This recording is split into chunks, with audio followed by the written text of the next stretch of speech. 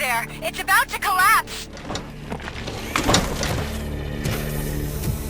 The building's evacuated. There's no one else inside. You need to save yourself.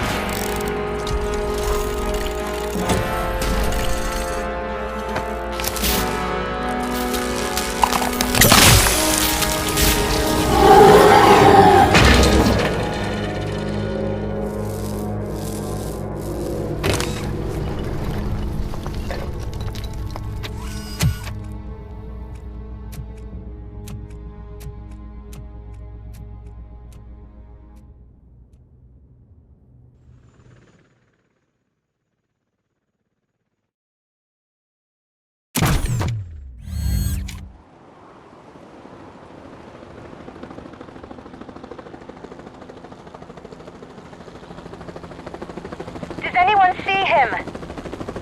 I can't see anything. Move closer. Negative. When the building collapses, the dust cloud will choke the engine. Oh my god! Murphy! No! No, no!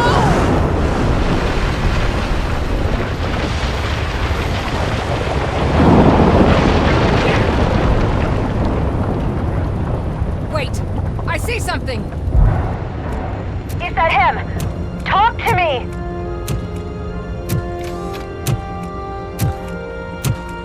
It is me, Lois. It has always been me.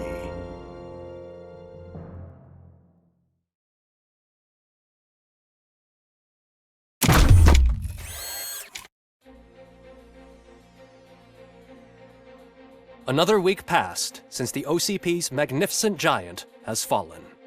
OCP's new CEO assured us that the destruction of its headquarters will not stand in the way of finishing Delta City. Japanese corporation Kanemitsu has already shown interest in OCP's most prominent project. We at Media Break welcome them with open arms. Delta City, yokoso! From the City of Wonders, we're back to Detroit. John Mills goes down in the history of the city as its shortest-serving mayor, excluding premature death. He offered his resignation on his very first day of office.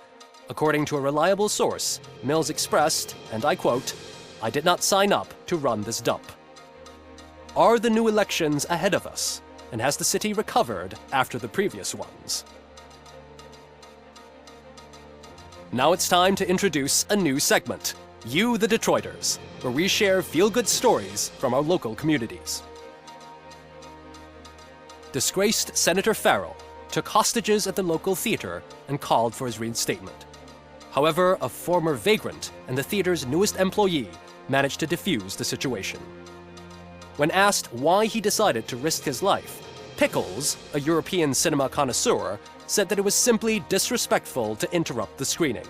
Let's just hope Pickles does not influence the theater's movie selection. Finally, we know what is more dangerous than the lack of an ozone layer. Sunblock 5000 model torn to pieces by an ED 209 after not adhering to its instructions. The only witness to the tragedy, Dr. Olivia Blanche, was left delirious after the incident. She stated that mechanical lawman was not to be trusted. We will miss you, Melissa.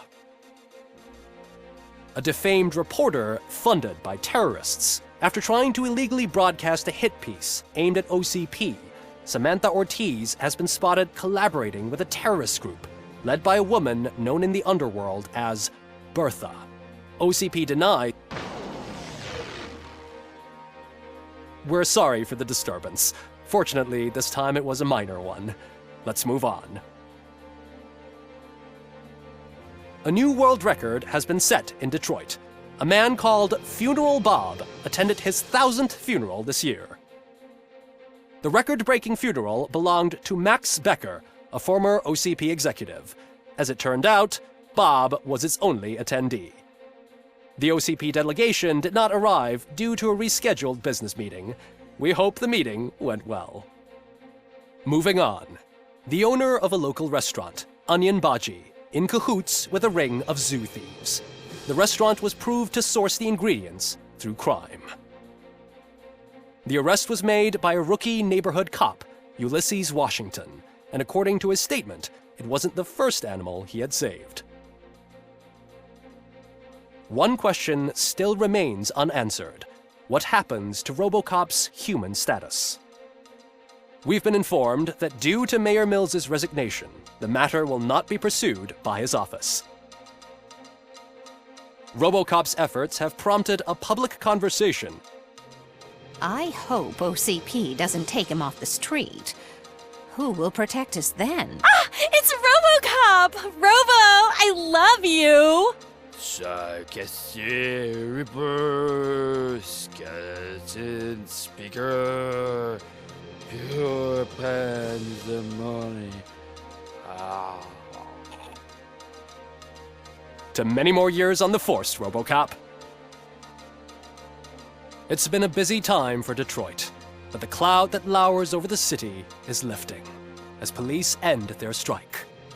We're ready to serve, said Officer Ann Lewis, who returned to duty despite her recent injury. What heroism.